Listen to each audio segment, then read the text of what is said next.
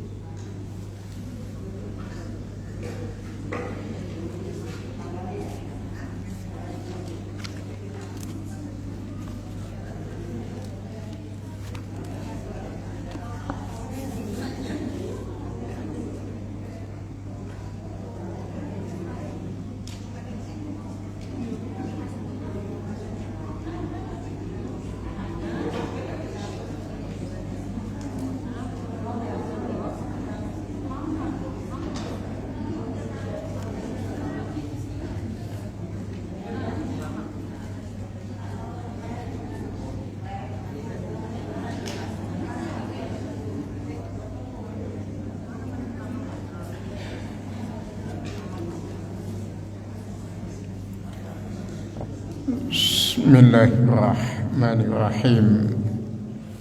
Yang kami hormati, yang kami muliakan beliau Ibu Ketua dan pengurus MTKI Duta Indah.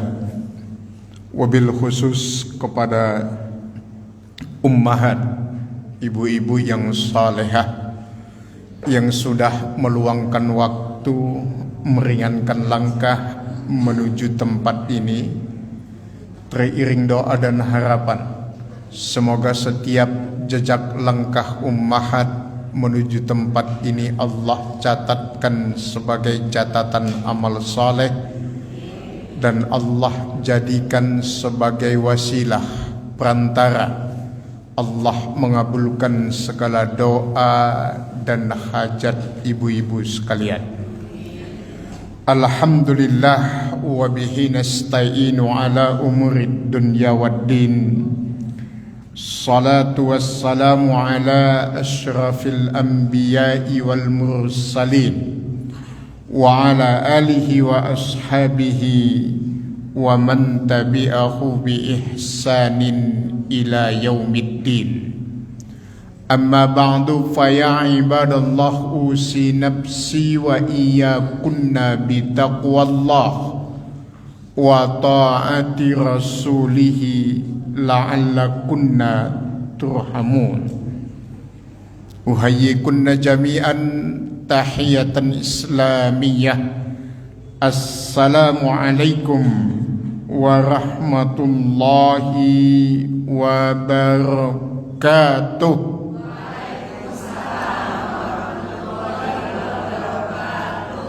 Sehat ibu-ibu? Alhamdulillah. Kok nggak berimbang kanan sama kiri? Masya Allah. Lagi banjir. Mudah-mudahan kita doakan ibu-ibu yang terkena banjir juga mendapatkan karunia banjir pahala insyaallah. Banjir hujan iya, banjir pahala juga.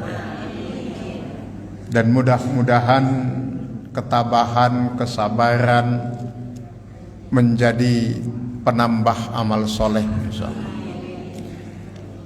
Apa menurut ibu-ibu musibah terbesar dalam hidup ini? Banjir bukan? Bukan. Musibah terbesar dalam hidup ini ada 3. Ini menurut hadis yang diriwayatkan oleh At-Tirmizi dan An-Nasai. Ada di dalam bait doa kita. Mungkin sebagian ummahat sudah hafal doa ini. Bunyi doanya, Allahumma la taj'al musibatana fi dinina wa la taj'alid dunya akbar hammina wa la mablagha ilmina wa la tusallit alaina man la yarhamuna. Itulah musibah terbesar dalam hidup. Jadi pertama, musibah terbesar itu musibah dalam urusan agama. Itu musibah terbesar.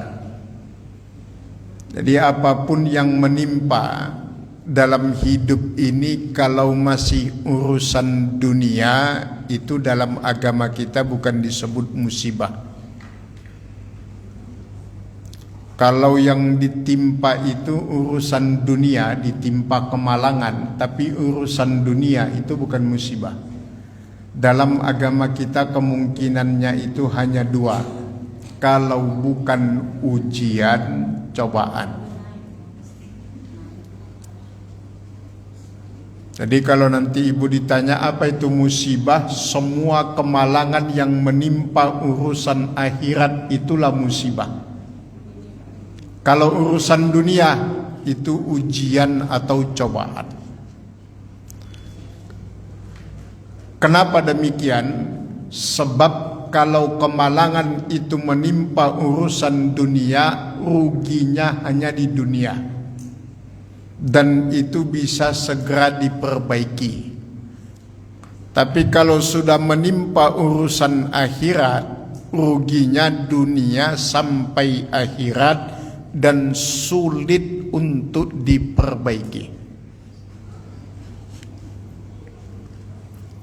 Jadi musibah terbesar pertama itu adalah musibah dalam urusan agama. Baru musibah terbesar kedua, wala taj'alid dunya akbar hammina, dunia menjadi tujuan. Itu musibah. Dunia menjadi tujuan.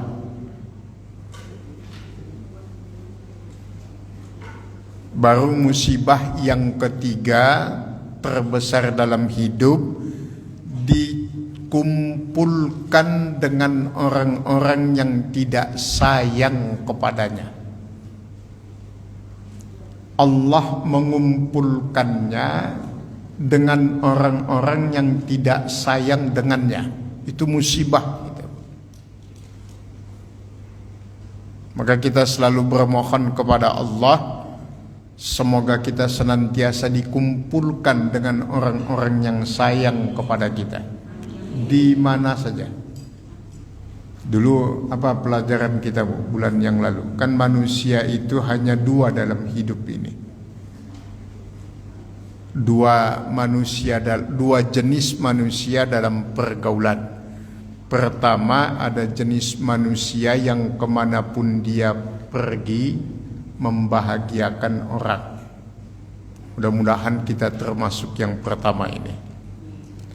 Bagian yang kedua, orang akan bahagia kalau dia sudah pergi.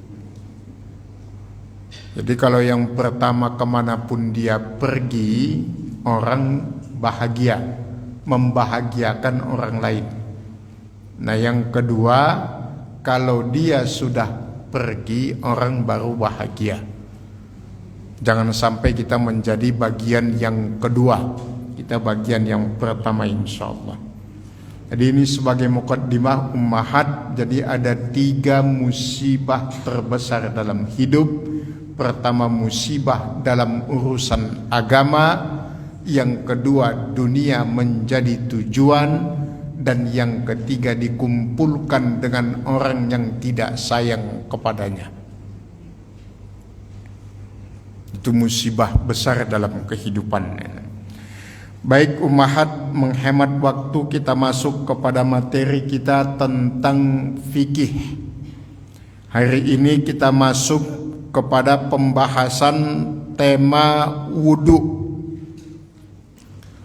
Wudu adalah satu kewajiban. Baik, kita lihat. Wudu secara bahasa adalah indah, bersih. Wudu itu dari kalimat al-wadu'ah, al-wudu'ah, artinya indah, bersih, bersinar. Maka ad-daw dalam bahasa Arab disebut cahaya, daw'un. Ada matahari, ada bulan. Kalau sinar matahari itu biasanya disebut nurus syamsi namanya. Tapi kalau bulan itu bukan nurul qamar, tapi disebut dengan daw'ul qamar. Apa bedanya nur dan daw'un? Nur itu cahaya, terang, tapi menimbulkan panas. Kalau daw'un cahaya, terang, tapi tidak menimbulkan panas. Maka bulan itu, cahaya bulan kalau dalam bahasa Arab itu disebut daw'ul qamar, bukan nurul qamar. Jadi kalau ada yang namanya nurul qamar secara kaidah salah itu. Ada yang namanya nurul qamar? Enggak ada. Alhamdulillah, selamat berarti. Secara kaidah. Gak usah ganti nama di sini, repot nanti urusannya. Jadi al-wudu secara bahasa artinya bersih, terang, bercahaya. Maka itu bisa dilihat dalam prakteknya ummahat. Wajah yang tidak pernah tersentuh air wudu gelap. Tapi wajah walaupun tidak berhias, tidak bermake up, tapi kalau sering disentuh oleh air wudu, dia akan bercahaya. Maka disebut dalam Al-Quran dengan istilah wujuhuhum nadirah ila rabbihim nazirah. Wajahnya itu bercahaya-cahaya akibat dari bekas sisa wudu yang ada di wajah mereka. Maka disunnahkan dalam agama kita, ya bukan disunnahkan, bahkan di sebagian ulama mengatakan makruh, kalau habis wudu itu jangan dilap pakai air, jangan dilap dengan handuk gitu. Biarkan saja air wudunya menyisa di wajahnya, menetes seperti itu. Setiap tetesan air wudu itu bisa memadamkan dan mendinginkan api neraka, dan itulah yang akan menjadi penanda kelak wajah orang-orang beriman di akhirat. Min asaril wudu, di wajahnya terlihat tanda-tanda bekas wudunya di dunia. Maka disebut wudu itu secara istilah bercahaya, bersinar. Kemudian secara istilah wudu itu adalah isti'malul ma li'a'dha'il muayyanati bin niyati, mempergunakan air untuk membasahi anggota tubuh tertentu dengan niat. Maka wudu tanpa niat itu enggak sah. Ada juga membasahi anggota tubuh yang dengan air tapi bukan wudu. Contoh mandi. Itu juga membasahi, tapi niatnya bukan untuk wudu. Maka secara istilah wudu itu adalah mempergunakan air dengan untuk membasuh anggota tubuh tertentu dengan niat, maksudnya niat untuk berwudu. Itulah istilah dari wudu, pengertian wudu secara istilah. Dan hukum wudu itu wajib bagi yang akan melaksanakan sholat. Jadi wajibnya bukan titik ya Bu. Wudu itu wajib titik, bukan. Wudu wajib, koma, bagi yang akan melaksanakan sholat. Maka perintah wajibnya wudu dengan perintah wajibnya sholat itu bersama-sama. Tapi kalau dilihat secara urutan, lebih dulu turun perintah wajibnya wudu, baru turun perintah wajibnya sholat. Wajibnya wudu itu dalilnya dalam Al-Quran surat yang kelima, Al-Ma'idah ayat yang ke-63. Jadi sebelum turun perintah sholat yang 5 waktu, diwajibkan sholat 5 waktu, maka lebih terdahulu turun perintah wajibnya wudu. Ada yang menarik ummahat, kita akan menggali filosofinya. Kita lihat apa yang menarik. Wudu itu syarat wajib untuk melaksanakan sholat. Tapi coba ibu lihat di dalam Al-Quran, dari semua ayat yang memerintahkan sholat, itu semua hanya memerintahkan dirikan sholat. Tidak ada ayat Al-Quran satupun yang memerinci tentang teknisnya sholat. Yang menjelaskan teknis pelaksanaan sholat itu hadis. Ayat hanya memerintahkan secara global, ijmali namanya. Tapi wudu yang menjadi syarat untuk melaksanakan sholat itu diperintahkan oleh Allah secara terperinci dalam Al-Quran. Itu pentingnya wudu.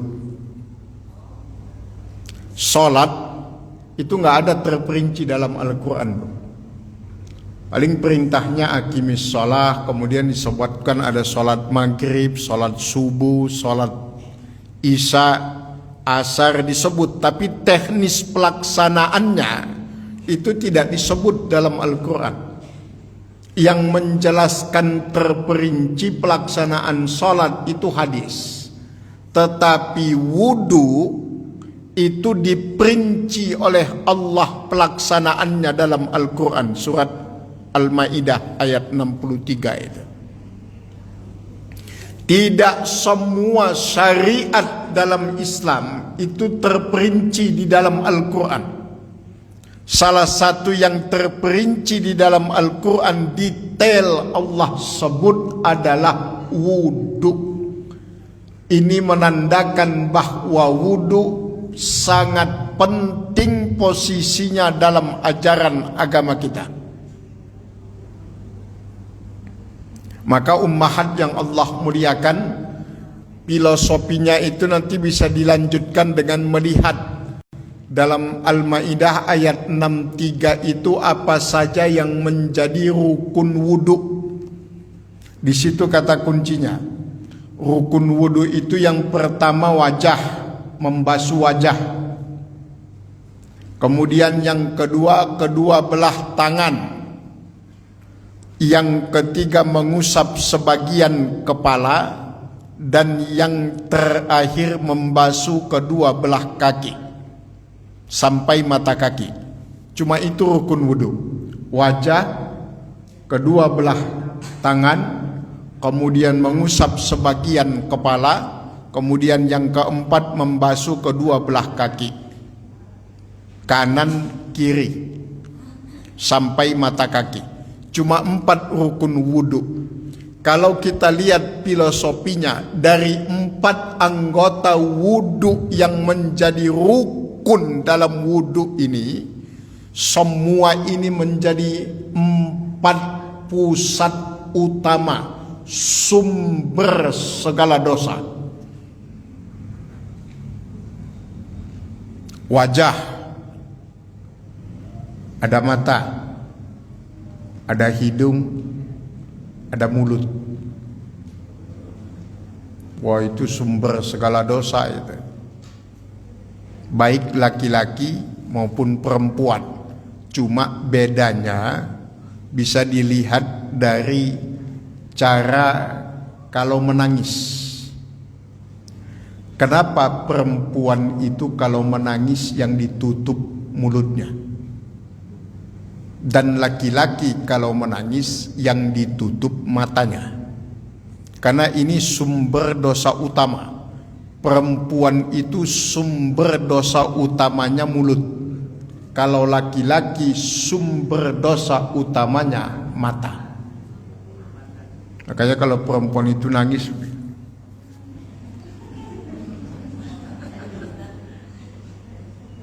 kalau laki-laki matanya yang ditutup. Jadi anggota wudhu yang pertama, wajah itu terhimpun. Di dalam wajah itu anggota tubuh yang sering menjadi sumber dosa. Mata, hidung, mulut. Mulut itu terdiri dari 2 bibir, 1 lisan. Oh, subhanallah, sampai ada pepatah mengatakan asratul qadami ahwanu min asratil lisan. Tergelincirnya kaki, keseleonya kaki itu tidak sebahaya kalau lisan yang keseleo. Kalau kaki keseleo itu ada dukunnya, dukun patah namanya. Tapi kalau lidah yang keseleo itu nggak ada dukunnya. Bahkan sampai sebagian ulama mengatakan al-kalamu yanfuzu ma la tanfuzuhul ibar. Lisan yang mengeluarkan kata-kata bisa menembus apa yang tidak bisa ditembus oleh pedang. Apa yang tidak bisa ditembus oleh benda tajam itu bisa ditembus oleh kata-kata. Maka banyak orang yang lebih bisa menerima kalau fisiknya yang terluka. Yang penting jangan sampai hati yang terluka. Banyak yang bisa. Ibu aja sebagai seorang istri pilih mana, dipukul sama suaminya atau didiamkan sama suaminya. Ya memang nggak dua-duanya. Dua-duanya memang nggak baik. Tapi kalau disuruh milih, ibu milih mana?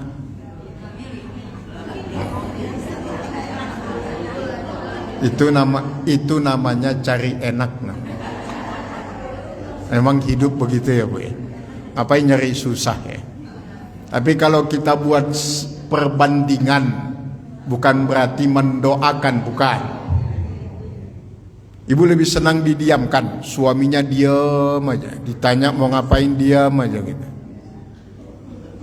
Justru ummahat, kalau kita tarik ke dalam kaedah agama, marah yang sebenarnya dari seorang suami bukan ketika lisannya membentak-bentak, bukan.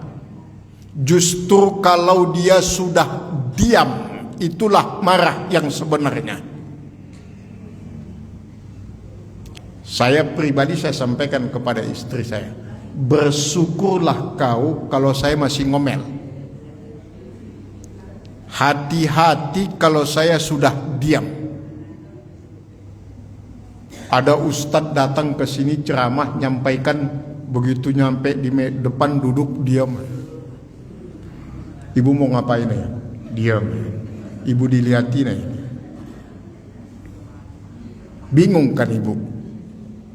Kalau ustadznya mau ngoceh jam sampai jam 12, ibu masih punya pilihan. Ibu kuat dengerin, gak kuat tinggalkan saja, bodoh amat kan gitu. Yang penting ustadznya masih ngoceh, masih bisa ngomong, berarti itu. Tapi kalau udah diam aja, mau dengerin gak ada yang mau didengerin, mau pulang gak enak, dilihatin aja bu. Ayah. Itulah bahayanya lisan gitu. Itu sekedar analogika saja. Maka di dalam kaidah agama kita juga berlaku as-sukutu dalilun alal muwafaqah. Itu kaidah usuliyah. Diam itu menunjukkan kesepakatan, kesetujuan. Makanya kalau ada anak gadis ditanya orang tuanya setuju nggak dengan calon yang ini, anak gadis itu tidak menjawab alias diam, itu setuju bu. Itu agama loh itu. Bukan kata orang tua dulu itu. Itu kaedah agama karena diam itu menunjukkan kesetujuan.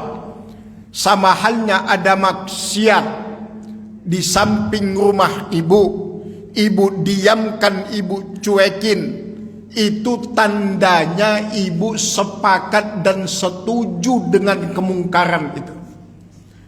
Maka kalau kita tidak setuju kepada sebuah kebatilan dan kezaliman, bicara, jangan diam. Karena diam itu adalah tanda kita setuju dengan kemungkaran itu. Wajib bersuara. Bahkan dalam agama kita, afdalul jihad, sebaik-baiknya berjihad di jalan Allah, qaulul haq inda sultanil jair, mengatakan kebenaran di hadapan penguasa yang zalim. Itu hebatnya dalam agama kita, sampai hal detail itu diperinci. Maka penting filosofi wudu dalam kehidupan, karena berwudu bukan sekedar membasahi anggota tubuh yang menjadi rukun dalam wudu, tetapi juga untuk membersihkannya baik secara lahiriah maupun secara batiniah. Hidung, banyak dosanya hidung. Mata apalagi. Mata itu ainun,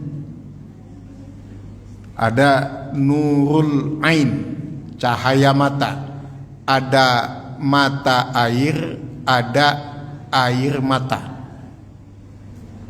Air mata itu bahasa Arabnya dumu. Air mata itu bukan selalu negatif.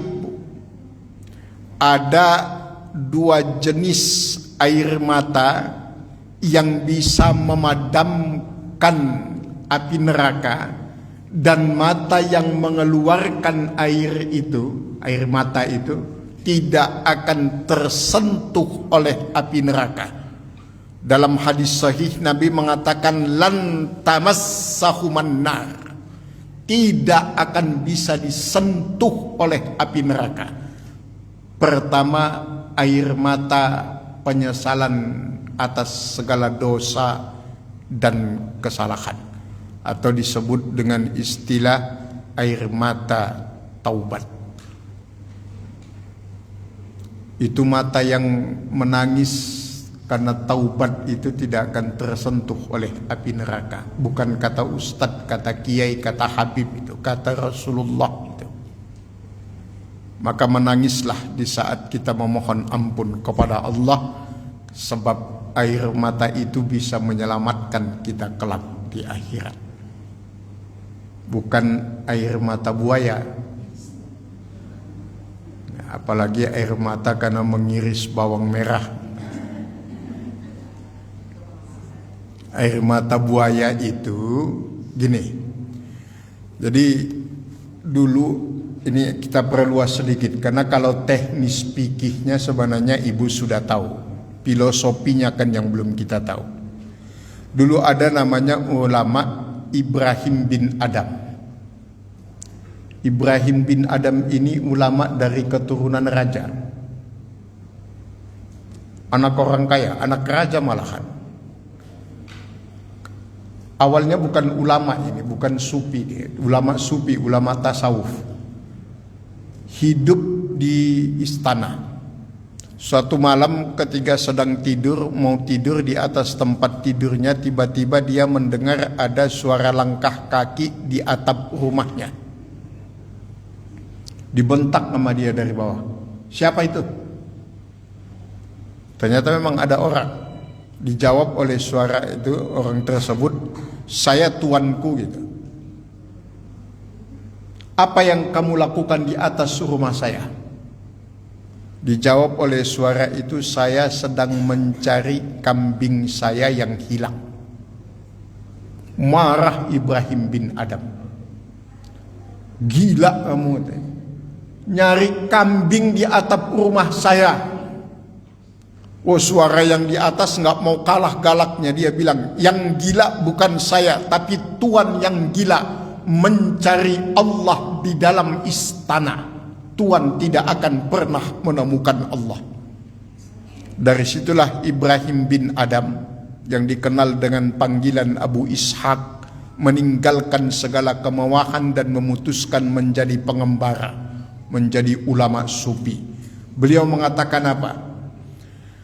Apa yang menyebabkan, penyebab salah satu doa kita itu tidak dikabulkan Allah itu apa? Ternyata salah satu penyebabnya adalah air mata yang membeku. Apa yang dimaksud beliau dengan jumudul ain, air mata yang membeku itu? Air mata yang mudah keluar untuk urusan dunia, tapi sulit keluar untuk urusan akhirat. Oh, kalau urusan dunia, jalan-jalan RT nggak jadi, dia nggak jadi ikut. Bukan cuma pasang status, nangis. Saya kan anggota paling aktif arisan RT, kok nggak diajak, bisa nangis. Tangga saya di sini nggak ada. Air mata yang mudah keluar untuk urusan dunia, tapi sulit keluar untuk urusan akhirat. Itu disebut jumudul ain, dan itu salah satu penyebab doa kita sulit dikabulkan oleh Allah. Sulit dikabulkan oleh Allah. Kenapa? Karena air matanya sudah membeku.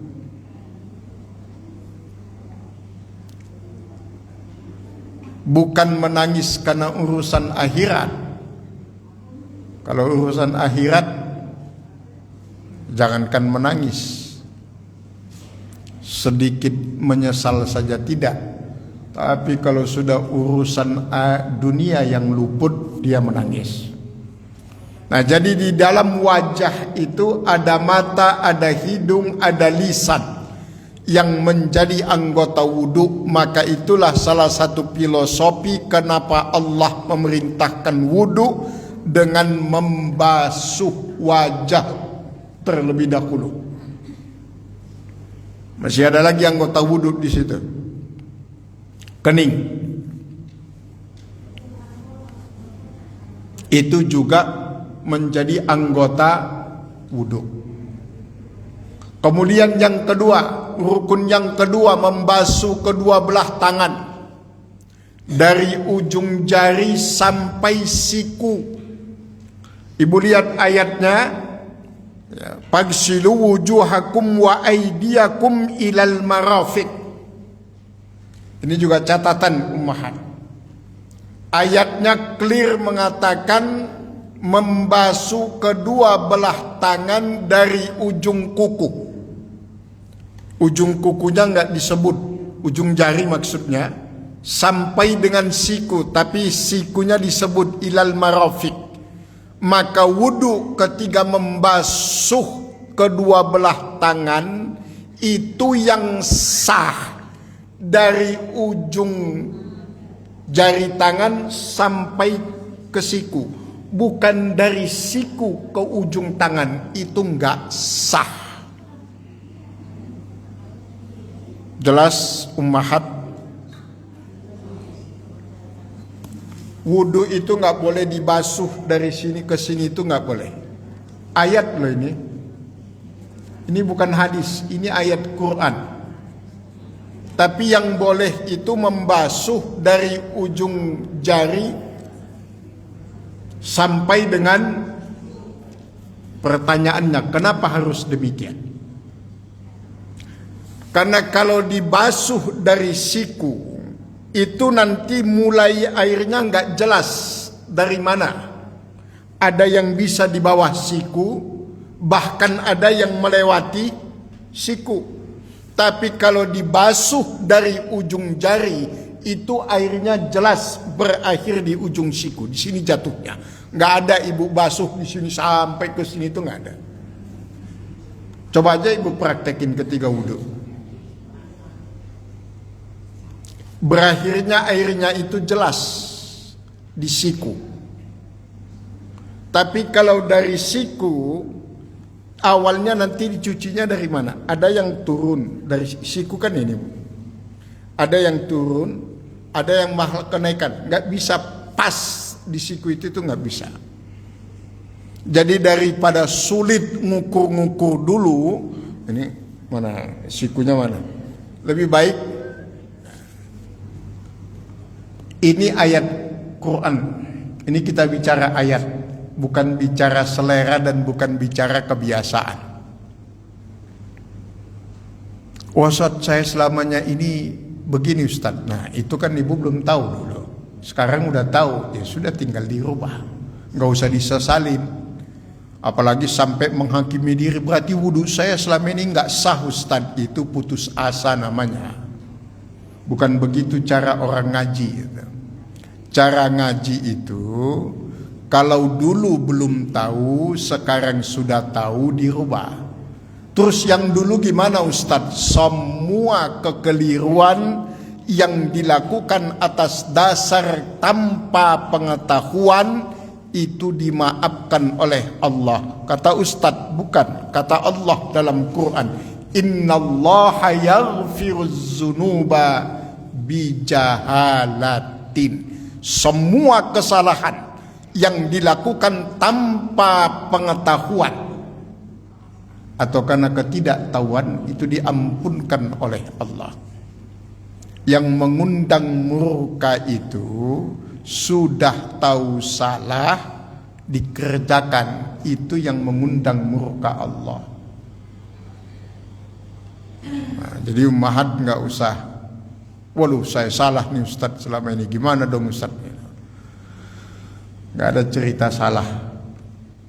Yang ada itu dulu belum tahu, sekarang tahu. Itulah pentingnya ngaji. Bukan dulu salah, sekarang benar. Bukan begitu pendekatannya. Kalau pendekatannya salah benar, bubar pengajian, semuanya nggak ada yang mau ngaji. Karena manusia ini nggak ada yang mau disalah-salahkan. Mana ada mau manusia disalah-salahkan? Semua manusia ini mencari benar. Cuma bedanya yang sudah ngaji sama yang tidak ngaji. Kalau yang ngaji itu mencari kebenaran, kalau yang tidak ngaji itu mencari pembenaran. Kalau pembenaran itu ngotot, salah ngotot, ngotot salah. Itu namanya mencari Kalau mencari kebenaran dia salah, dibenarkan dia terima dengan lapang dada. Tapi kalau nyari pembenaran, kata siapa? Itu kan kata Ustadz. Belum tentu kata Ustadz saya begitu. Ini bukan masalah kata Ustadz, kata Kiai, kata Habib siapa. Ini kata Quran. Mau Ustadznya jenggotnya sampai lutut nggak ada urusan. Mau kiainya jubahnya 10 lapis nggak ada urusan. Ini kata Quran. Ustadz, Habib, kiai, ajengan, tu bagus, tuan guru semua tunduk sama Al-Quran. Jadi bukan pakai selera. Itulah mudahnya Islam itu kan. Enak Islam itu. Ada dalilnya, tinggal ikutin aja yang ada Qur'annya. Kalau ngikutin selera, wah bubar semua itu. Saya pengennya kalau sholat jangan hadap barat, nggak keren, hadap timur. Oh saya nggak mau timur, saya selatan aja ini. Saya utara.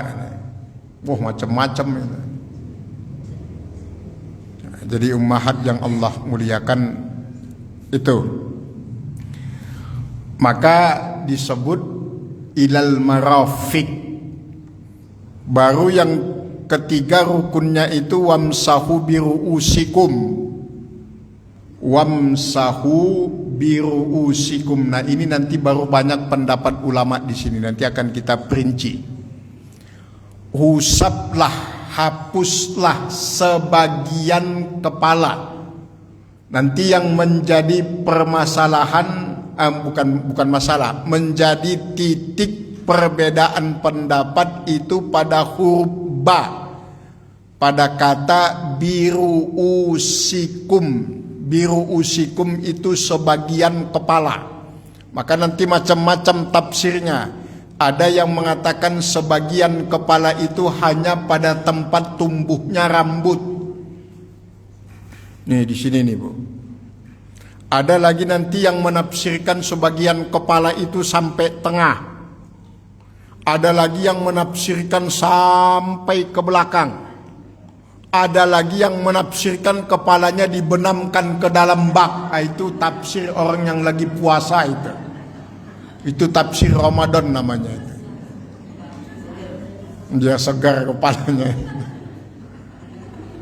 Tapi apapun itu tidak usah dipermasalahkan. Yang jelas perintahnya itu menghusap, bukan membasahi. Menghusap itu berarti air di telapak tangan. Airnya nggak ada, sudah dilepas, cuci, kemudian dihusap. Kalau membasuh pakai air basuh. Tapi perintahnya di sini wamsah. Wamsah itu husaplah, hapuslah. Kalau hapus nanti konotasinya nggak baik. Menghusap sebagian kepala. Jadi tiga-tiganya itu sah. Nah, yang kita pakai di Indonesia adalah mayoritas mazhab Syafi'i.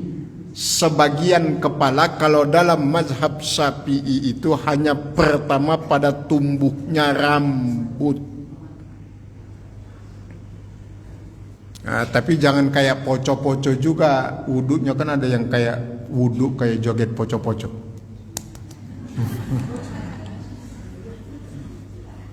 Nah, diusap dengan baik. Ya, wamsah. Nanti akan masuk lagi pembahasan. Ustadz, kita selamanya ini 3 kali berturut-turut. Ternyata 3 kali berturut-turut itu masuk di dalam sunnah wudhu. Wajibnya itu cuma 1 kali. Oh, nanti telinga yang lain kemana Ustadz? Itu nanti masuk di dalam sunnah wudhu. Kok Ustadz mengasih tahu semuanya? Ya, kenapa kita kasih tahu semuanya? Biar nanti kalau ibu lihat ada yang berbeda, kalau ibu ke suatu tempat wudhu barengan dengan yang lainnya itu wudhu tidak sama dengan wudhu ibu, nggak buru-buru mengatakan dia salah. Itulah gunanya kita ngaji. Kita make A, orang make B, bukan berarti orang make B itu salah. Ilmu kita yang belum sampai ke situ. Biarkan saja dia mau pakai B, mau pakai C. Yang jelas selama dia menghusap sebagian kepalanya. Tapi kalau sudah ada yang wudu, kemudian bawa ember, disiram kepalanya pakai ember, nah itu baru sesat namanya itu.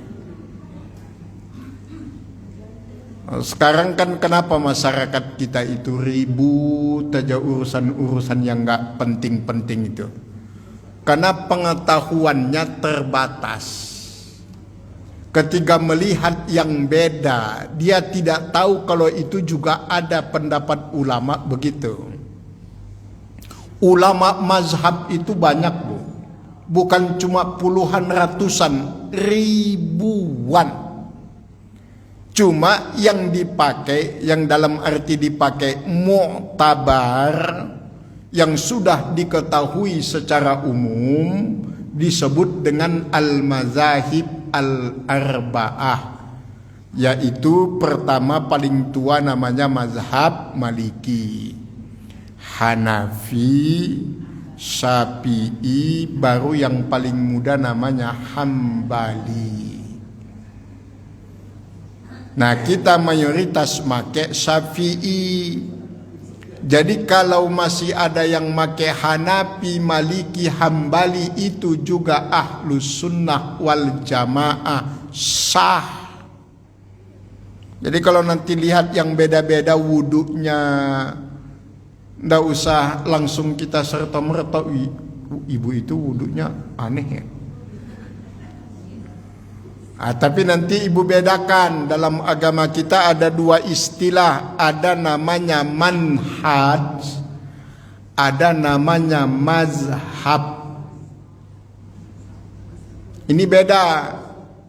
Mazhab itu boleh beda, manhaj itu nggak boleh beda. Apa bedanya manhaj dan mazhab? Manhaj itu ma'alaihi rasul was sahabah, bagaimana Nabi dan para sahabat itu disebut manhaj, maka disebut ala minhazin nubuwah, di atas manhaj kenabian. Nggak boleh beda. Tapi kalau mazhab, mazahaba ilaihi, bahasa Indonesianya kecenderungan, dan itu pendapat ulama. Terserah ibu mau lebih cenderung kemana, mau ke Imam Syafi'i boleh, mau ke Imam Maliki silahkan, mau ke Hanafi silahkan, mau ke Hambali silahkan. Yang jelas ibu harus tahu keempat imam mazhab, ulama mazhab itu semua rujukannya kepada Rasulullah. Contoh nih, tahiyat. Ketiga tahiyat telunjuk naik. Ketiga telunjuk naik ini namanya manhaj. Dari zaman Rasulullah sampai kiamat dunia, kalau tahiyat yang main telunjuk itu namanya manhaj.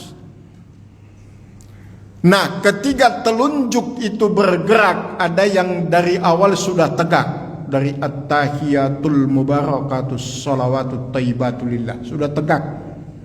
Ada yang tegaknya ketika mengucapkan asyhadu an la ilaha illallah.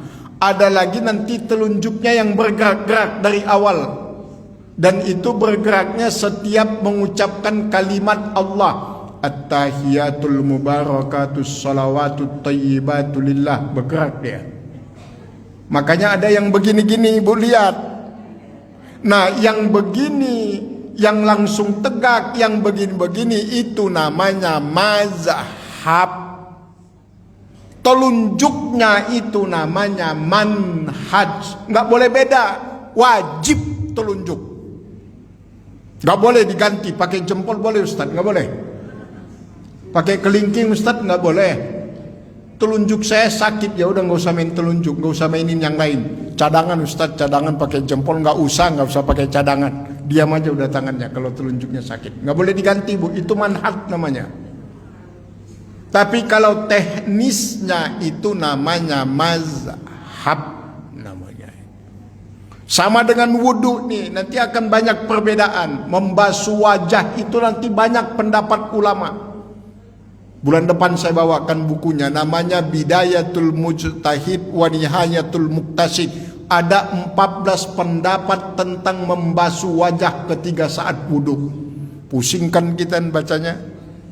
Nggak usah kita baca, kita ambil satu saja yang menurut mazhab Imam Syafi'i, sudah selesai. Cuma kita kasih tahu ada perbedaan itu. Apa gunanya Ustadz? Biar nanti jamaah MTKI kalau berjalan ke suatu tempat melihat beda, nggak seperti jamaah pengajian yang lain baru ngaji, baru 3 kali ngaji, habis semua orang dimasukin neraka sama dia. Sesat. Ini sesat semua, sesat. Dia doang yang masuk neraka. Yang masuk surga. Semuanya udah dimasukin neraka sama dia. Kita nggak mau jamaah MTKI begitu. Kita pegang satu pendapat, tetapi pikiran kita terbuka luas melihat segala perbedaan. Itu baru umat Rasulullah. Nggak ada ceritanya fanatik. Pokoknya Inyong yang benar, situ salah. Wah, nggak bisa. Itu bukan Islam yang begitu itu. Itu yang begitu itu namanya Islam magang namanya. Baru magang itu, baru masuk Islam ini. Belum kenal Islam itu. Nah, jadi ummahat itu sebagai tangan, kaki juga itu semua menjadi sumber dosa. Makanya dia menjadi rukun di dalam wudu. Nah, sekarang kita lihat apa syarat wudu. Jadi dalam setiap ibadah, ini muqaddimah sebagai tambahan pengetahuan bagi umat. Setiap ibadah dalam Islam ada namanya syarat, ada namanya rukun. Apapun ibadahnya, mau sholat, mau zakat, mau puasa, mau apapun yang ibadah mahdoh yang sudah clear jelas, itu pasti ada syarat, ada rukun. Apa bedanya syarat dan rukun? Syarat itu di luar pelaksanaan, rukun itu di dalam pelaksanaan. Kalau syarat tinggal itu tidak membatalkan pelaksanaan. Tapi kalau rukun tertinggal itu membatalkan pelaksanaan ibadah. Itu bedanya syarat dan rukun itu. Kalau syarat itu pasti di luar ibadah. Tapi kalau sudah disebut rukun, itu di dalam ibadah. Gitu. Syarat itu kalau tinggal ibadahnya nggak batal. Tapi kalau rukun tertinggal ibadahnya batal. Seperti sholat, kalau nggak baca Al-Fatihah ya nggak sah, karena Al-Fatihah itu rukun ya. Nah, syarat wudu itu ada 5. Yang pertama tentu Islam. Itu sudah mutlak, karena hanya di dalam Islam ada istilah wudu. Di dalam agama lain nggak ada istilah wudu. Wudu itu istilah Islam. Yang kedua mumayyiz. Mumayyiz itu ya dewasa. Lebih tepatnya mumayyiz itu sudah baligh. Biasanya kalau dulu kita dengar suka disatuin kan, akil baligh. Akil itu berakal, baligh itu secara usia sudah sampai. Itu 2 hal yang berbeda tetapi sering dijadikan satu. Kenapa bisa berbeda? Karena tidak semua orang yang berakal itu merasa dirinya sudah baligh. Oh, masa sih Ustaz? Nah, itu nanti ibu lihat kalau Ramadan. Banyak itu orang yang nggak puasa, padahal sehat, mampu, berakal, tapi nggak puasa. Kenapa? Mungkin dia merasa dia belum baligh kali, makanya dia nggak puasa. Gitu. Mungkin. Kemudian yang ketiga, tidak berhadas besar. Jadi orang yang dalam keadaan hadas besar itu tidak boleh langsung wudu. Yang boleh wudu itu hanya yang berhadas kecil setelah membersihkan hadasnya. Yang keempat, dengan air yang suci dan mensucikan. Kan kita udah belajar kemarin macam-macam air. Air itu yang bisa dipakai wudu, air yang suci dan mensucikan. Karena ada juga air yang suci tapi tidak bisa mensucikan. Contoh kopi, teh, itu suci tapi nggak bisa dipakai untuk bersuci. Jadi kalau nanti ada gimana Ustadz hukumnya wudhu pakai kopi, nggak ada hukumnya, kelilipan iya. Gitu. Gak usah dijawab kalau gitu. Gimana hukumnya wudhu pakai kopi? Nggak usah dijawab. Diamin aja. Dan yang kelima, tidak ada yang menghalangi sampainya air. Wah, ini khusus ibu-ibu nih. Jadi ada syarat yang kelima, yang tidak ada yang menghalangi sampainya air. Oke, kita masuk. Apa yang dimaksud? Dan apa contoh yang paling mudah? Hati-hati dengan make up yang dipergunakan. Itu bisa menghalangi masuknya air wudhu ketika membasuh wajah. Yang kedua, hati-hati yang punya kuku panjang. Itu bisa menghalangi masuknya air untuk membasuh kedua belah tangan, kaki, tangan dan sebagainya. Maka ibu-ibu, Islam itu hampir begitu Ustaz. Iya, tapi Islam tidak memberatkan. Allah tidak menghendaki kesulitan. Tetapi setiap sesuatu memiliki konsekuensi. Ibu tidak dilarang dalam Islam untuk memanjangkan kuku, selama itu dijaga kebersihan dan keindahannya. Tapi ada resiko yang harus ibu hadapi ketika wudhu. Harus betul-betul memperhatikan agar air wudhunya menyentuh ujung jarinya. Jadi harus betul-betul ibu cuci ketika wudhu jadinya. Jadi sebelum ibu mengalirkan air, benar dimasukin di kukunya itu. Masukkan airnya dengan jarinya, baru disiram gitu.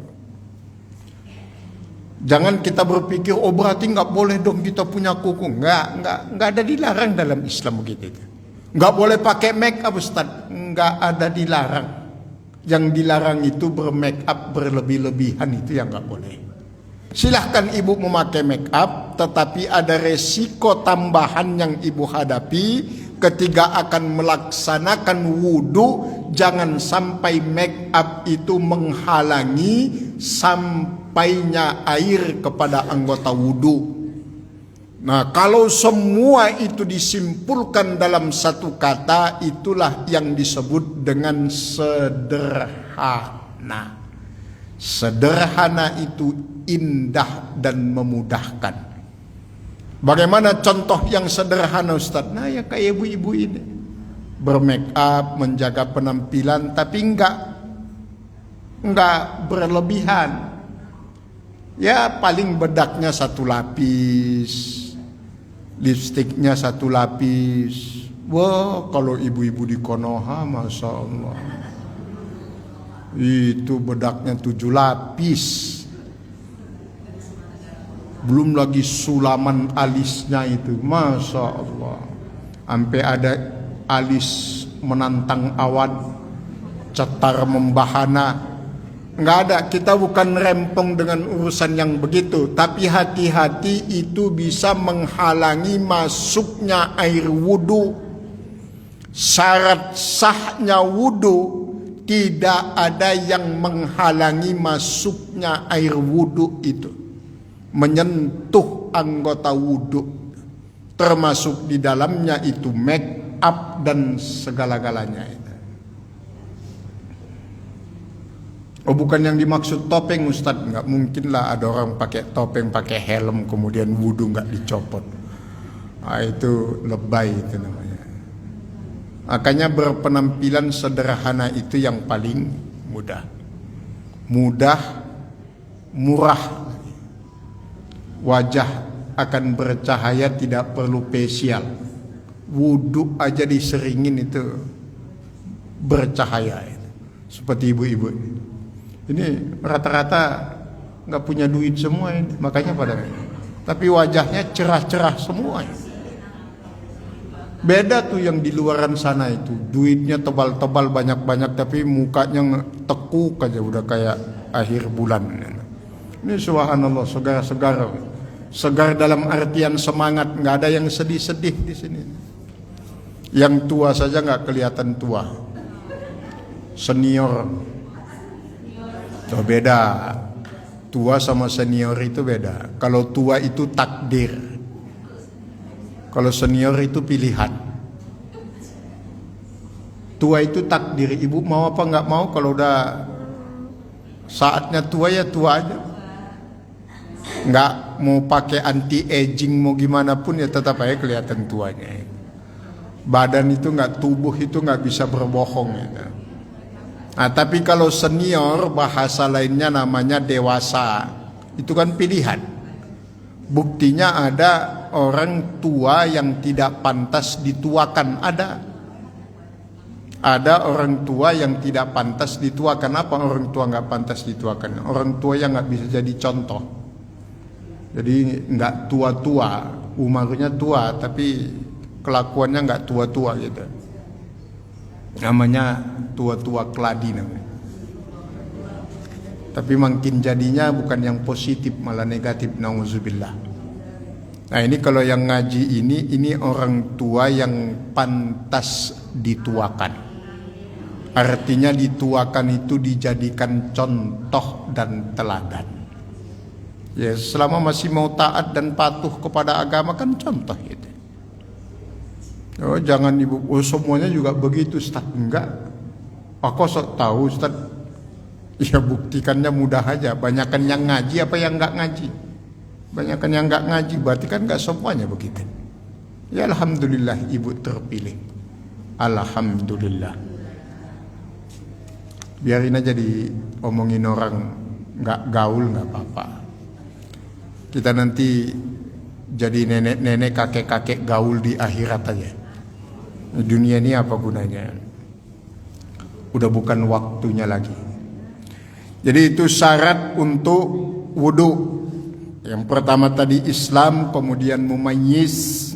Mumayyiz itu kalau di Indonesia kan akil baligh itu. Kemudian yang ketiga tidak berhadas besar. Yang keempat dengan air yang suci dan mensucikan. Dan yang kelima tidak ada yang menghalanginya. Ya, tidak ada yang menghalangi masuknya air wudu ke dalam anggota wudu tersebut. Ini saja ummahat tentang pembahasan awal tentang wudu. Kita bahas sedikit-sedikit saja. Memang kita nggak fokus kepada teknis. Karena pengajian fikih kita ini lebih kepada pendalaman materi. Kalau teknisnya kan ibu udah tahu. Atau buktinya ibu bisa wudu.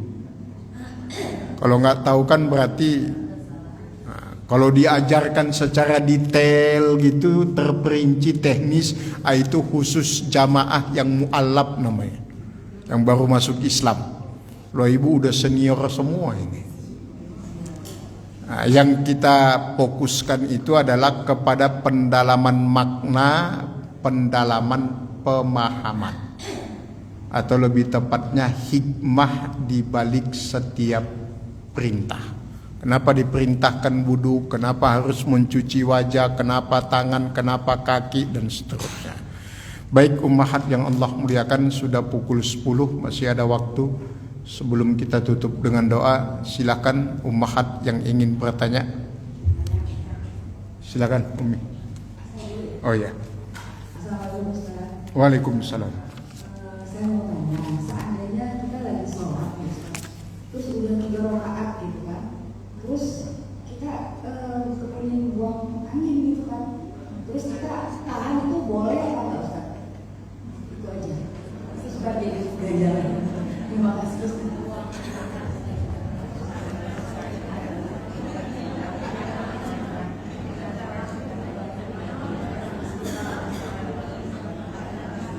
Silakan. Assalamualaikum warahmatullahi wabarakatuh. Waalaikumsalam. Ustaz mau nanya nih, ada orang yang pakai kutek warna kuku itu katanya halal, terus katanya tembus, apa benar katanya kutek yang tembus di kuku itu? pewarna kuku ya, Bu? bisa kita bisa ikan yang bukan pacar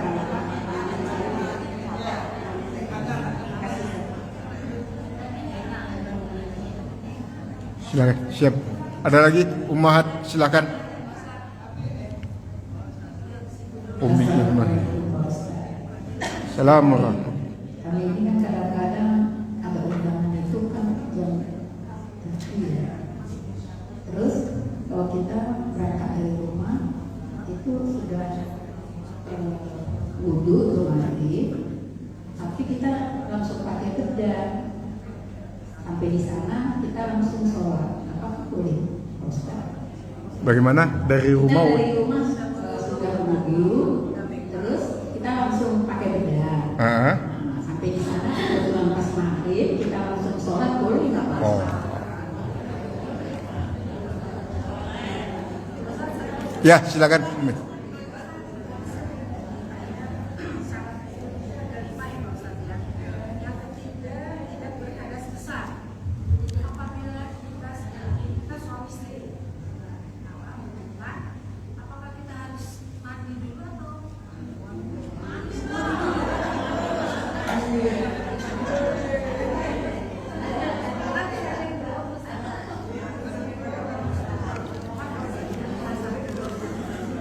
Baik, Ummahat, kita cukupkan 4 pertanyaan dulu.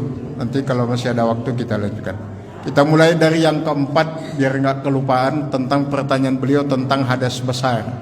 Mau wudhu, benar pertanyaan beliau itu benar, harus ditanyakan. Kenapa? Karena nanti setelah wudhu ini kita akan belajar tentang tayamum. Karena dalam tayamum itu orang yang sedang berhadas besar pun dibolehkan untuk melakukan tayamum. Karena memang tidak ada air. Nah, kalau dalam masalah wudu dilihat kondisinya. Jadi kaedahnya dalam Islam itu ummahat, nih bunyi kaedahnya. Ad-darurat tubihul mahzurat. Itu kaedah Islam. Namanya kaedah usuliyah. Segala sesuatu kondisi yang mudarat, darurat, itu membolehkan yang dilarang dalam agama hanya untuk menghilangkan kemudaratan itu. Mau mati, udah mau pingsan, nggak ada makanan lagi, yang ada cuma daging babi, dia boleh makan daging babi sekedar untuk menghilangkan laparnya, jangan sampai dia mati. Maka ketika ditanya, Ustadz, saya dalam keadaan hadas besar, mau wudu wajib mandi dulu nggak? Ada airnya nggak? Kalau ada wajib. Waktunya udah mau habis Ustadz, nggak ada waktunya untuk bersuci itu. Yang ada waktunya pelaksanaan sholatnya. Bahkan ketika ibu dalam keadaan puasa pun masih dalam keadaan hadas besar, kemudian mau imsak langsung niat. Nanti mandinya setelah selesai imsak. Jadi dilihat apa yang menyebabkan menghalangi sebuah perintah itu. Kalau semuanya tersedia dengan normal, maka dia wajib. Tapi kalau ada kondisi yang membuat itu tidak normal, maka berlaku hukum darurat. Itulah Islam. Jadi nggak bisa pokoknya. Makanya Islam itu memiliki salah satu karakter yang disebut dengan sumuliyatuhu likulli zamanin wa makanin. Sifat elastis hukum Islam. Tapi tidak merubah bentuk, tapi dia bersikap elastis, nggak rigid, nggak kaku, nggak pokoknya, nggak ada air. Pokoknya harus ada air. Nggak ada air lagi kekeringan, harus. Nggak bisa, kan ada tayamum. Itulah Islam, ada solusi. Nah, seperti pertanyaan beliau tadi, bagus itu. Memang harus ditanyakan, sekilas memang kok aneh gitu. Udah tahu hadas besar gitu, tapi memang harus ditanyain. Kalau ada yang menghalanginya untuk hadas besar itu, maka itu dibolehkan di dalam agama. Tapi kalau nggak ada, semuanya tersedia, air tersedia, kemampuan untuk melakukannya tersedia, ya silahkan. Hilangkan dulu hadas besarnya, baru berwudu, itu wajib hukumnya. Kemudian yang ketiga, berangkat dari rumah sudah wudu, baru make up sampai di lokasi, boleh langsung sholat nggak Ustaz? Boleh, selama ibu yakin wudunya belum batal. Ragu-ragu Ustaz, berlaku kaidah asyak al-yakinu la yuzalu bisyak. Ini kita luaskan pertanyaan beliau, seperti perasaan banyak kita ketika sholat. Ini kaidah ini berlaku.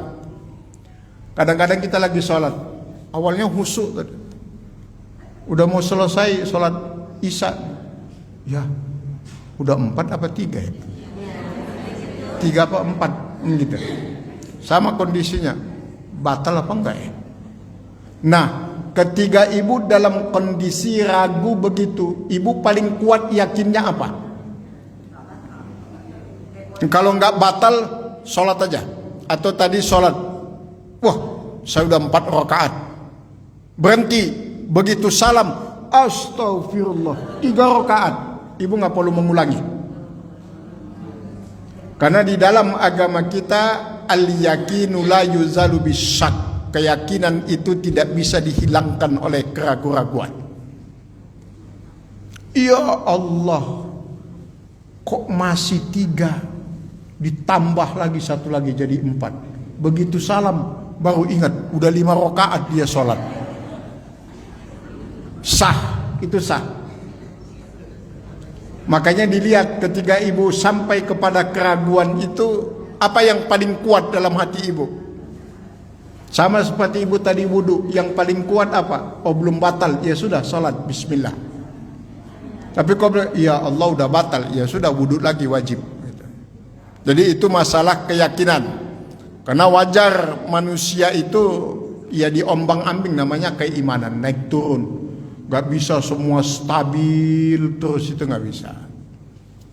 Sama seperti iman kan naik turun. Terus gimana Ustadz menyikapinya naik turunnya iman itu?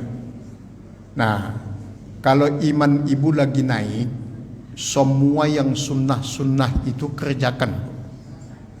Begitu caranya. Nanti ketika iman kita lagi turun, itu minimal yang wajib jangan sampai tinggal. Cara menyikapinya begitu, mensiasatinya. Jadi di saat ibu lagi semangat-semangatnya ibadah, itu yang sunnah-sunnah dikerjakan semuanya. Ya kan gak bisa dipaksa bu hidup ini. Ibadah itu dulu waktu kita kecil, dia sifatnya aspirasi. Dipaksa, sholat nggak? Pegang sama orang tuanya bang, sholat tak hajar nih. Sekarang siapa yang memaksa ibu? Kalau nggak berdasarkan kesadaran dari dalam diri. Nah, cara menyikapinya yang begitu itu, kalau lagi pas sadar-sadarnya, artinya imannya lagi kuat-kuatnya, itu yang sunnah-sunnah dikerjain semua tuh. Tahajudnya ditambah, itu yang biasanya cuma 2 rakaat mepet azan gitu, tambahin biar nanti ketika dia turun minimal yang wajib jangan sampai ditinggalkan.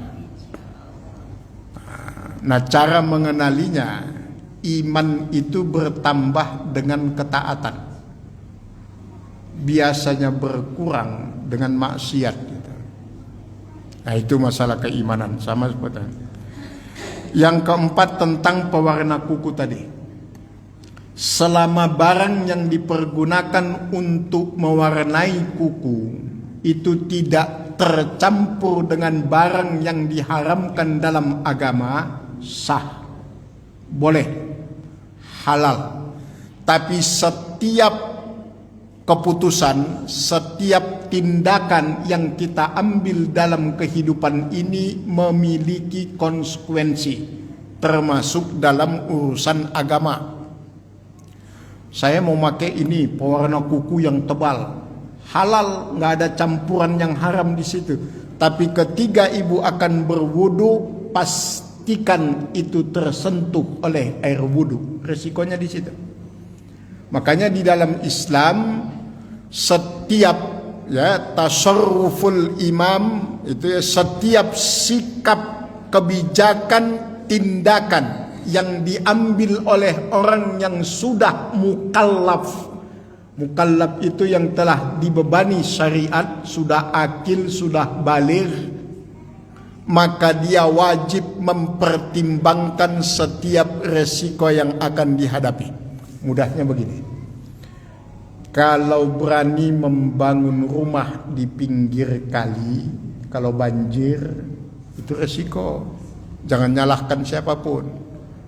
Ibu kan berani tuh make pewarna kuku yang mahal tapi halal, ya enggak apa-apa, pakai aja silahkan. Tapi pastikan nanti ketika akan berwudu, itu air wudu bisa menyentuh. Sama dengan banyak yang nanya begini, kan dalam Quran surat Al-Ahzab itu ada istilah tabarruj jahiliyah namanya. Itu buat ibu-ibu loh itu. Tabarruj jahiliyah itu bersolek berlebih-lebihan.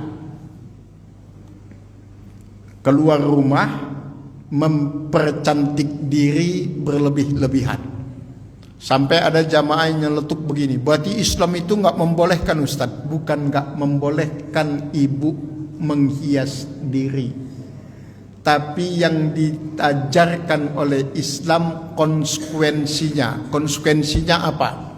Ibu-ibu yang suka bersolek kalau keluar rumah, maka bersoleklah ibu ketika ada di dalam rumah. Kenapa? Karena suami ibu orang yang paling berhak di atas muka bumi ini untuk menikmati kecantikan ibu. Kalau istri hanya berani bersolek keluar rumah, tapi di dalam rumah tampil tidak jelas, itu kemungkaran dalam Islam. Ayo hati-hati. Lah itu hukum Islam, Bu. Itu bukan selera laki-laki. Ini kita nggak bicara selera. Inilah yang disebut dengan keadilan Islam. Karena ada tuh yang Islam itu kok kaku. Mosok perempuan nggak boleh mempercantik diri. Kata siapa? Nggak ada larangan selama itu tidak menabrak batasan syariat. Yang dilarang itu tidak berlaku adil. Di luar rumah dia cantik, dinikmati banyak mata laki-laki yang tidak berhak, tetapi suaminya yang paling berhak, tiap hari matanya itu kasihan menikmatinya dastera. Lah itu hukum Islam. Kalau mau bersikap adil lah. Nah, kecuali seperti ibu-ibu kan sederhana, begini di luar ya beginilah di dalam. Karena ada tuh yang ibu-ibu kalau di luar rumah sampai nggak kekenalin, nggak bisa dikenal, karena udah berubah wajahnya 180 derajat. Kemudian pertanyaan pertama, itu tadi pertanyaan ibu. Pertanyaan pertama tentang sholat menahan untuk buang angin.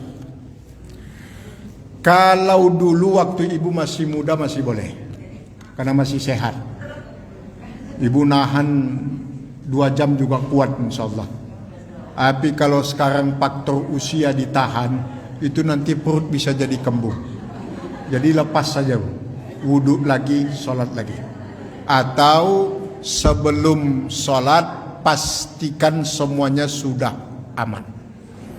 Sebenarnya ini teknis berkaitan dengan usia saja. Tapi kalau ibu kuat nggak ada masalah, nggak ada dosa, Bu. Sama seperti makan sebenarnya. Ini makanan sudah tersedia, kemudian waktu sholat udah masuk. Mana yang didahulukan? Sunnahnya makan dulu. Tapi kalau ibu kuat nahan nafsunya, nggak mikirin makanan, ya sholat dulu. Kenapa didahulukan, disunnahkan makan dulu? muncullah istilah orang lebih baik makan mikirin sholat daripada sholat mikirin. Tapi kalau memang ibu udah biasa sholat, udah khusyuk, imannya sudah bagus, mau di situ makanan sebanyak apapun nggak bakal keganggu dia. Ya sholat aja dulu kalau gitu. Tapi kalau baru ya yang Islam magang gitu ya, yang baru belajar sholat gitu, ada makanan di sebelahnya, di sini sholat, wah repot. Apalagi kalau sudah bulan puasa. Bulan puasa biasanya canggih itu. Dia baru mulai ngaji gitu, kan sunnahnya itu azan batalkan. Ini disebut dengan takjil gitu kan. Jangan makan dulu, makannya nanti setelah sholat. Begitu dia batalkan, dia sholat, lupa nutupi makanan. Pas lagi sholat, kucing datang, tuang gitu. Waduh, kucing nih mau batalin sholat udah 1 rakaat, nggak enak. Jadi dia berpikir ini jamaah pengajian MTKI di Filipina, bukan yang di Duta Indah, bukan. Canggih dia, kreatif, tapi sayang salah. Dia berpikir bagaimana sholat tetap, tapi kucing bisa diusir. Wah, ayatnya dia pilih Quran surat Al-Ikhlas. Bismillahirrahmanirrahim. Qul huwallahu samad. Apa? Qul huwallahu ahad. Allah hus. Husnya itu dipotong sama dia. Allah hus meong. Allahus samad. Itu namanya kreatif tapi salah. Yang kayak gitu itu biasanya Islam magang. Yang baru-baru begitulah. Tapi kalau ibu lebih kuat, ya tahan. Kalau nggak kuat, ya dilepaskan. Karena faktor usia. Karena buang angin itu kalau ditahan bisa berakibat nanti perutnya jadi kembung. Tapi kalau kira-kira masih kuat, tinggal 1 rakaat lagi, ya lanjutkan. Jadi semuanya itu kembali kepada kekuatan. Maka bunyi ayatnya, la yukallifullahu nafsan illa, ya sesuai dengan kesanggupan.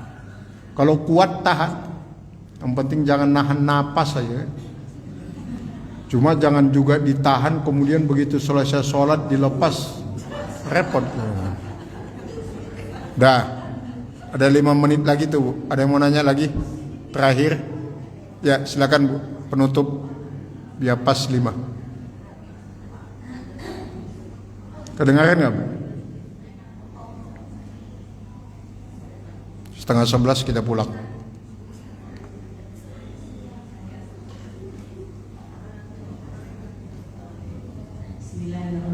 Waalaikumsalam. Waalaikumsalam warahmatullahi. Ya Bu.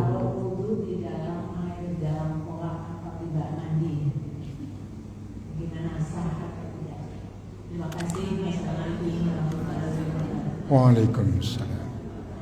Ibu masuk ke dalam baknya, enggak kan? Maksudnya ngambil air dari bak kan ya. Jadi begini, Ummahat. Waktu itu kita sudah mengkaji tentang ukuran air yang bisa dipakai untuk bersuci kan? 2 kullah. Nah, sekarang kan sudah jadi kamar mandi ibu. Tempat wudhunya nggak ada. Bagaimana solusinya pendapat ulama? Kalau sudah itu terjadi, maka lebih baiknya kan ada bak, ada ember. Ketika ibu berwudu itu dinyalakan airnya, kerannya itu dinyalakan. Biar dia masuknya bukan lagi air menggenang, tapi air.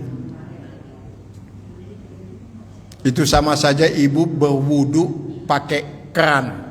Kan itu nggak ada ukuran kullahnya Ustadz. Itu air yang keluar dari keran. Kalau mau diikur kullahnya, ono tandon, gede amat tandonnya itu. Jadi ibu kalau mau ngambil air dari bak mandi, kerannya itu dinyalakan. atau dari ember kerannya itu dinyalakan. Oh, ibu nggak wudhu dari kerannya, tapi tetap ngambil, tapi posisi kerannya itu nyala. Berarti dia masuk dalam kategori air yang mengalir. Tapi kalau tidak dinyalakan, itu dia menjadi air yang menggenang dan itu tidak memenuhi syarat minimal 2 kullah. Nah, air yang tidak memenuhi syarat 2 kullah itu makruh untuk dipakai wudhu karena bisa saja kejatuhan najis. Itu waktu itu macam-macam air sudah kita bahas. Yang jelas pembahasannya begitu ya Bu. Sama seperti sekarang pertanyaan, kan sunnahnya itu kalau ibu wudhu jangan di dalam kamar mandi. Iya kan? Karena kamar mandi itu kan bukan tempat yang bersih. Sunnahnya itu kalau wudhu ada tempat wudhu sendiri. Tapi udah kejadian Ustaz, kerannya adanya di dalam kamar mandi. Masa saya buka lagi tempat wudhu, udah mepet rumah tetangga saya, habis udah tanahnya Ustaz. Gimana cara menyikapinya? Nah, tutup aurat ibu selesai mandi, baru wudhu. Udah jelas, nggak usah dipanjangkan. Tutup, ibu udah selesai mandi, tutup aurat semuanya lengkap, baru wudhu. Begitu cara menyikapinya. Jangan cuma sekedar menggunakan penutup pakaian apa kemudian berwudhu, tapi tutup auratnya itu. Itu cara menyikapinya. Itu pendapat ulama, bukan pendapat ustadz, bukan pendapat saya itu. Dan itu sudah ada di dalam fatwa para ulama. Karena Islam ini tidak memaksakan umatnya. Karena hakikat Islam itu ajaran yang memudahkan, tapi jangan dimudah-mudahkan. Itu prinsipnya itu.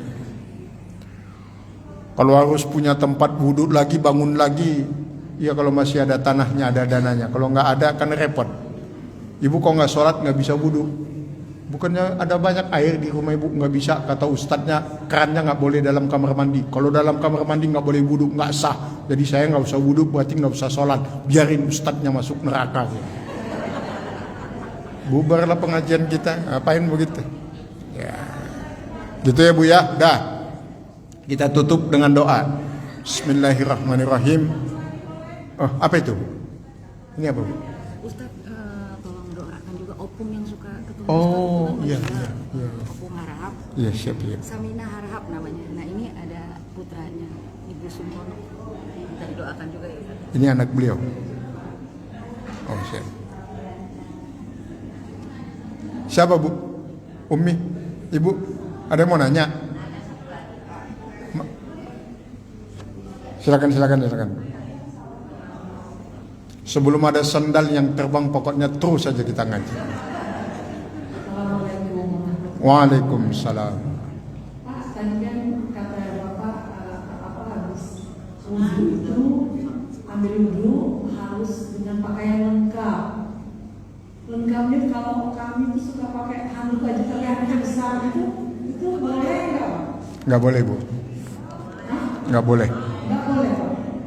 Jadi harus pakai baju Lengkap. Ya.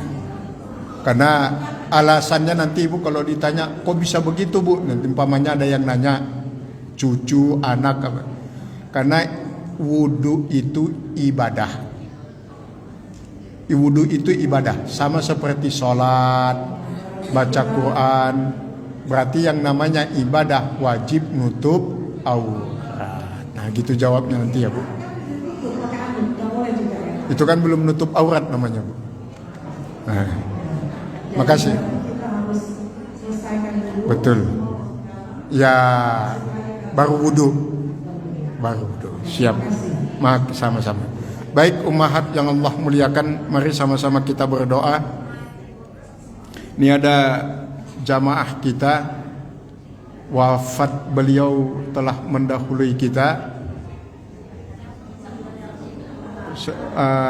Mereka Harahap ya, Samina Harahap apa Siregar? Oh Siregar.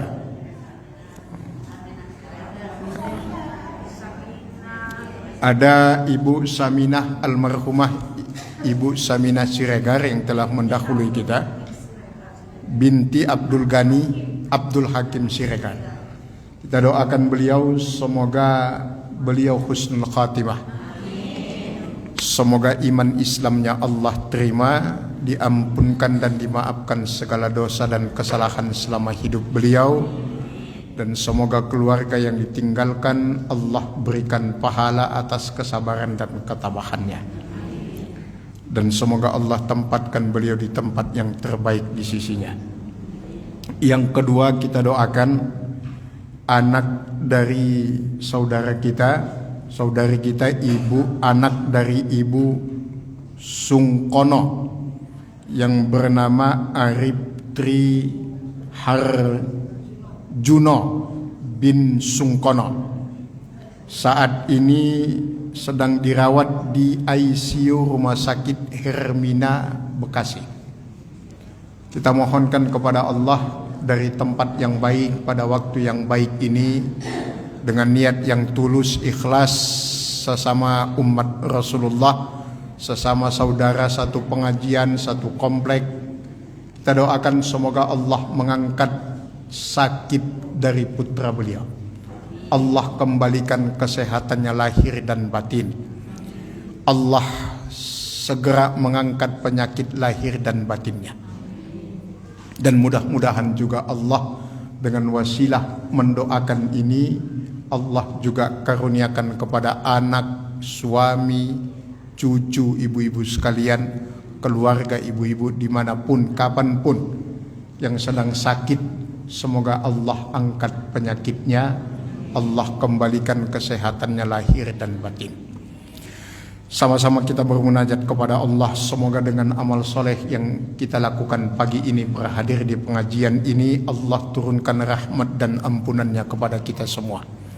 Allah panjangkan umur kita semua dalam taat ibadah. Allah sehatkan lahir dan batin kita dalam ibadah. Allah mudahkan segala urusan kita dunia sampai akhirat. Allah karuniakan rezeki yang halal penuh berkah, dan mudah-mudahan menjadi penambah ketaatan kita di jalan Allah. Semoga anak, suami, cucu, ibu-ibu sekalian, dimanapun, kapanpun mereka berada, senantiasa dijaga, dilindungi oleh Allah, dijauhkan dari segala musibah, dijauhkan dari segala bencana, dijauhkan dari segala penyakit. Yang sakit kita doakan semoga segera Allah angkat penyakitnya, Allah kembalikan kesehatan lahir dan batin. Penutup terakhir doa kita, ayah ibu kita doakan, khususnya ayah ibu kita yang telah mendahului kita. Semoga semua amal soleh yang kita lakukan sebagai seorang anak, Allah alirkan pahalanya berupa rahmat dan ampunan di alam kubur beliau-beliau semuanya. Untuk ayah ibu kita yang masih ada, wabil khusus para orang tua kami yang hadir semua pagi ini, semoga Allah karuniakan kepada ibu-ibu dan orang tua kita yang masih ada umur panjang dalam ketaatan ibadah, sabar dalam taat, sehat dalam istiqomah ibadah, dan mudah-mudahan kelak semuanya kita husnul khatimah. Al-Fatihah. A'udzubillahi minasyaitonirrajim. Bismillah.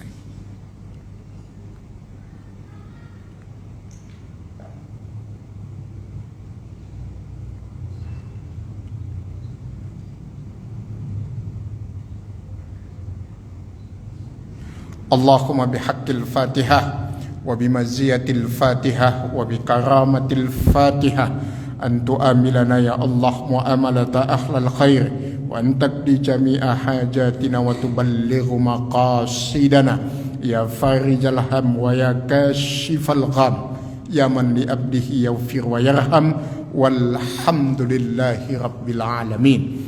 Kita tutup dengan kafaratul majlis. Subhanakallahumma wa bihamdika asyhadu an la ilaha illa anta astaghfiruka wa atubu ilaik wal afu minkunna summa assalamu alaikum warahmatullahi wabarakatuh.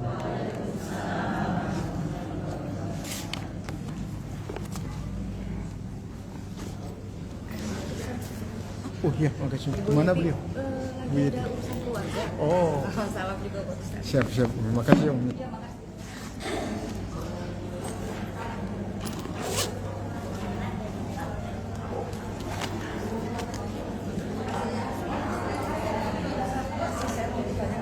Oh iya iya iya Om. Itu Apa itu? suami saya mengatakan wudhu dulu baru mandi dosa. Oh itu yang ibu Iya, tanyakan. sebenarnya. Bukan masalah mandi besarnya. Bukan. Maka itu Maksudnya bukan wudhu. Maksud beliau itu nggak salah. ya saya. Omongan beliau nggak salah. Cuma maksud beliau itu maksudnya kenapa ada wudhu sebelum mandi besar itu? Karena tidak semuanya bagian tubuh kita itu bisa dimasuki air ketika sedang mandi. Contoh lubang hidung. Ibu-ibu mari kita bersama seperti biasa. Itu kan kalau kita mandi belum tentu masuk. Tapi kalau wudhu bisa dibersihkan. Nah gunanya itu di situ. Jadi memang Itu maksud beliau itu. Tapi kan kalau kita udah mandi itu kita wudhu lagi. Oh iya dong. Iya kan? Kalau itu tadi maksud beliau itu wudhu yang disunnahkan aja, bukan wudhu dalam arti wudhu yang sebenarnya bukan. Kan itu ya. Tujuan